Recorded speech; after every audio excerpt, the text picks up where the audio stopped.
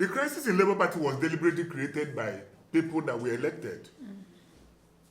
If, as a man, you have a wife, you have children, and one of your children says, or somebody came to lay claim to your house, and one of your sons now decide to go and meet that person that came and lay claim to your house and said, you are right, this is actually your house, it's not my father's house.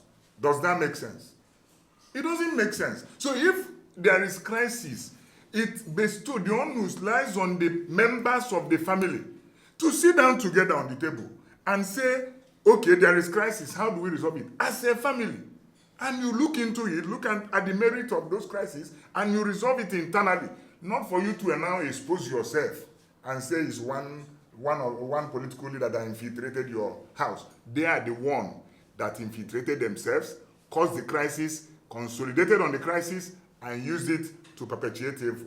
But the point you've made is this, and let me tell you this. It's true that there is no constitutional backing to what a political party is doing. But don't forget that there is a constitution of every political party.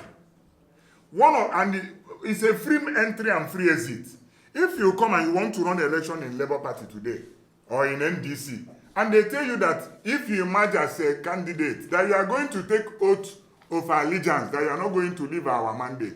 It is in their constitution, it's in their guideline. You obey the constitution of that house.